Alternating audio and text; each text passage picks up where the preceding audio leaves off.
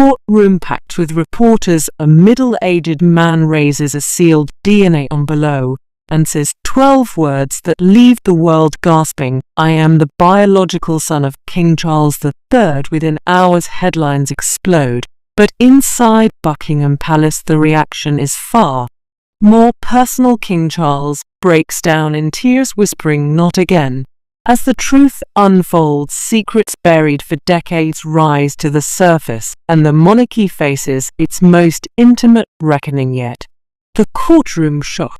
In London during the tense spring of 2025, the air inside the High Court of Justice was suffocating. Every seat in the public gallery was filled. Journalists, royal watchers, and stunned citizens alike, all waiting for the hearing that no one could have imagined. Then, just past 10:17 am, a middle-aged man stepped forward, tall, graced, doubled eyes cold and unreadable. He wore a plain suit, but what he held in his hand changed everything. A sealed DNA envelope marked with the emblem of a private genetic laboratory. When he reached the bench, he said just 12 words, "I am the biological son of King Charles III." A wave of audible gasps broke across the courtroom like thunder. Even the judge looked frozen for a moment. Lawyers on both sides scrambled to confirm the documentation. Within minutes, a clerk stood and announced that the DNA records were indeed officially filed, certified, logged, and submitted in accordance with the Royal Legal Registry protocols. Cameras clicked non-stop as reporters rushed to update live feeds. This wasn't speculation. This was on the record. History was being made in real time. The man, identified only as Jonathan Westbrook, claimed he was born in April 1978 and had been told by his late mother that his father was Charles, Prince of Wales at the time. He said he had spent years living quietly in Sussex, working as a civil servant, but had gathered enough proof in early 2024 to finally come forward. As he spoke, the courtroom grew eerily quiet, so silent that even the shuffle of paper sounded like a gunshot. Royal lawyers tried to challenge the chain of custody, but the judge shut them down. This hearing was going forward. Outside, chaos had erupted. News vans lined the streets. Protesters and royalists stood side by side, some chanting for truth, others screaming lies. Lies. The headlines came instantly. Man claims royal blood, hidden son of Charles, and the more brutal, the Queen's stepson. Buckingham Palace issued a stiff no comment, but the damage was done. The seed of doubt had been planted in front of the world, and it wasn't going away anytime soon. But this wasn't the first time such whispers had floated through royal halls. For those who remembered the 1980s, the name of a mysterious woman long buried in rumor was about to be dragged back into the spotlight. Because behind this courtroom shock was a rumor that had never truly died, one tied to secret meetings, hidden letters, and the truth even Princess Diana may have feared. The rumor that never died. Flash to Britain, 1980. The world watched as Prince Charles courted the innocent Lady Diana Spencer, but behind the palace gates there were whispers of another woman. Her name wasn't published then, but insiders now believe she worked briefly at Clarence House, assigned to administrative duties during the prince's hectic overseas schedule. Some called her the Shadow of 77, a nickname that showed up in a half-dozen gossip columns, before mysteriously disappearing. Those old tabloid stories, dismissed as wild speculation, spoke of late-night visits, unexpected security sweeps, and an abrupt reassignment. Just before Christmas 1979, a small group of royal correspondents at the time pushed the idea that a secret affair had occurred, one Buckingham Palace labelled utterly preposterous.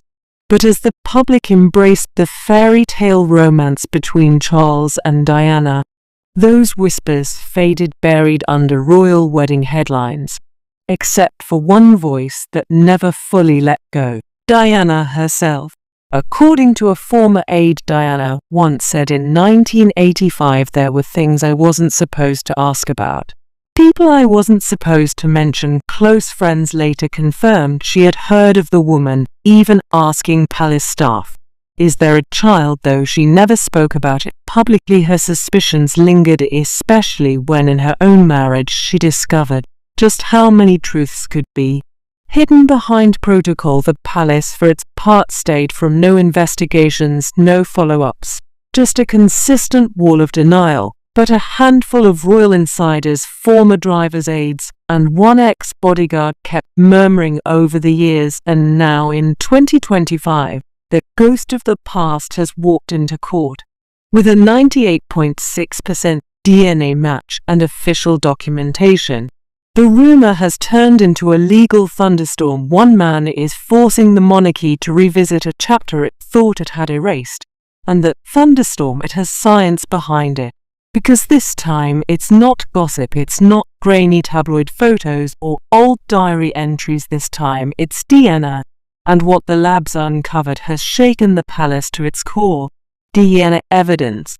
The samples were taken in February 2025 under strict court supervision. A forensic team from Cambridge Genetics Institute partnered with the University of Edinburgh ran the analysis twice, once using advanced Y chromosome matching, and again with full autosomous sequencing. Both tests confirmed the same thing: the man claiming to be Charles's son shares a 98.6% DNA match with a member of the Windsor male bloodline. That level of genetic similarity is not random, it's either a brother or a son. Legal analysts immediately began debating the implications. Could it be coincidence? Some royal defenders argued the Windsor line was wide, with distant cousins and illegitimate branches dating back centuries. But forensic experts disagreed. The probability of a random person sharing that level of DNA with a Windsor male is estimated at 1 in 3.54 million. In other words, nearly impossible. Still, the palace didn't fold. Royal lawyers pushed back hard, demanding access to the original DNA swabs and challenging the chain of custody. "We must ensure this data hasn't been manipulated," one official said during a brief outside Westminster Hall. But the court remained unmoved. The samples had been notarized, photographed, and stored in a triple-sealed chain under court seal. Any tampering would have left traces, and none were fine. Around outside, public pressure exploded. Protesters stood outside the gates of Buckingham Palace waving signs that read "Tell the truth and justice for Diana." On social media, hashtags like Royal Son and D&E of the Crown trended for days. The emotional weight of it all triggered something deeper, a sense of betrayal, of history being rewritten in front of everyone's eyes. Because if this was true, it meant Charles had lied not just to the public, but possibly to Diana and to his own sons. The palace could no longer hide behind silence, and deep inside, behind sealed doors and drawn curtains, King Charles was reeling, because this wasn't just a court case anymore, it was personal. And for a man who had spent his life walking the tightrope of duty and scandal, the past was finally catching up. King Charles, his reaction. Inside Buckingham Palace, the mood was icy. Sources close to the royal household say King Charles was informed of the courtroom claim just 2 hours before it went public. According to a senior aide, he was seen alone in his private chapel, clutching a rosary he's kept since his mother's passing in 2022. One witness described him as ashen-faced and trembling, repeating under his breath, "Not again, not again." Or a man who lived through the storm of Diana. This felt like history repeating itself, only worse. Palace advisors moved quickly, some demanding an emergency PR strategy, others urging the king to go silent. Inside Clarence House, a crisis team worked through the night. The Queen Consort Camilla reportedly asked, "How much damage are we willing to take before we shut this down?" The tension between her and Charles reportedly reached boiling point. Insiders say Camilla felt blindsided, insisting she'd been left out of the loop entirely. "You knew something," she allegedly snapped during a closed-door meeting you always knew. Charles' past has long cast shadows over his reign. But this wasn't a love scandal or leaked phone call. This was a living person, a man who might carry the blood of kings. The moral weight, some said, was crushing the monarch. Staff noticed he cancelled meetings for 3 days straight, a rare move for a man obsessed with routine. Some courtiers even whispered about his health, fearing the emotional stress could trigger something deeper. But publicly Charles stayed silent. No statements, no interviews. Not even a gesture from the palace balcony. Meanwhile, tabloids exploded. Pundits speculated, would he acknowledge the claim or deny it entirely and risk global backlash? Either choice carried danger. And yet, behind those ancient palace walls, the man once groomed to rule was now being forced to confront the secret that might define his legacy. But who was the woman at the heart of all this, the one whose name was once erased from palace records? As the media dug deeper, a face began to emerge, and with it, a haunting story that could finally explain the mystery behind the man now claiming royal blood. A hidden woman. Her name was Julia Prescott. She worked briefly at Clarence House in 1977, part of the royal clerical team handling international correspondence. Photographs now resurfacing show her in the background of events attended by the then Prince Charles, including a charity gala in Bath and a private reception in Scotland. Her personnel file was marked temporary placement. But according to former staff, her relationship with Charles was anything but temporary. Friends of Julia say she left the UK quietly in February 1982, heavily pregnant. She told only a few people that she was going to Australia, to start over. One friend who spoke to reporters under anonymity recalled Julia once saying, "My child's future isn't meant for this world." It was the last time most of them saw her. Julia changed her name, gave birth abroad, and lived out the rest of her life in near anonymity. She passed away in 2019, never speaking to the press. But she didn't leave the world silently. Among her possessions were letters dated between 1977 and 1979, written in what experts say matches Prince Charles' handwriting.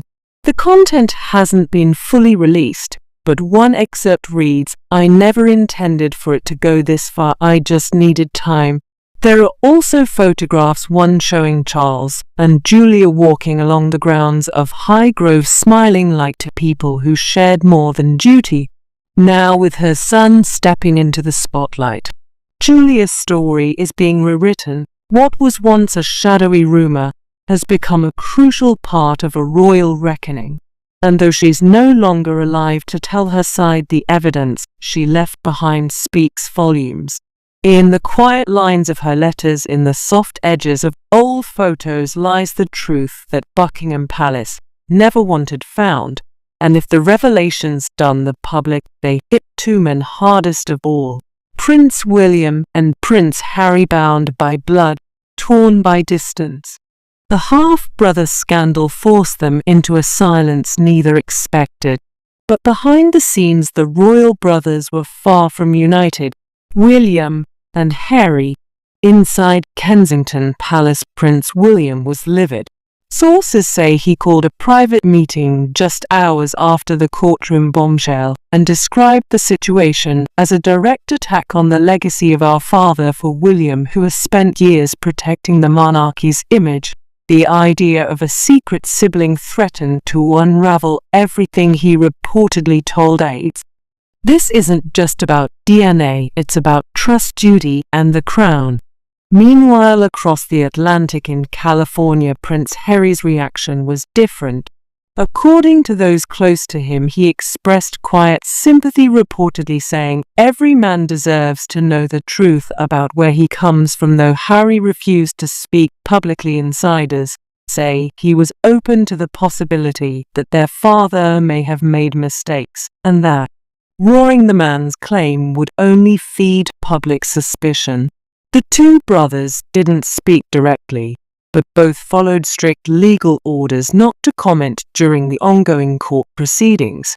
Still, royal watchers noted something rare. For the first time in over 2 years, both princes posted the same message on their official platforms, a short statement saying they supported the legal process and were focused on unity. No names, no denial, just a moment of carefully orchestrated calm in the storm. Woodley tensions were rising. Investigators hired by the palace began probing the claimant's background. Some within William's camp feared a Netflix-style media ambush, while Harry's team warned against another Diana-style silencing. The longer the silence lasted, the louder the same regulation grew, and all the while one question haunted the nation. What do the sons of Diana truly believe? They didn't have to say much. The world was already watching and reacting. From New York to Nairobi, the story exploded across front pages and timelines, because this wasn't just a royal scandal. It was a media firestorm, and the headlines, they were just getting started. The media eruption. By May 2, 2025, headlines around the world exploded. King Charles is alleged secret son from BBC to CNN tabloids in Madrid to anchors in Mumbai. The story went global. Social media erupted within 24 hours. Hashtags like royal son, bloodline, bombshell, and Diana knew were trending. Millions compared Jonathan Westbrook's face to a young Charles. Obsession replaced curiosity. On 1995 Diana interview resurfaced. There are truths the public isn't ready for. She had said that single clip hit 12 million views in 2 days, sparking theories worldwide. YouTube or TikTok sleuths, even amateur genealogy, just joined the hunt.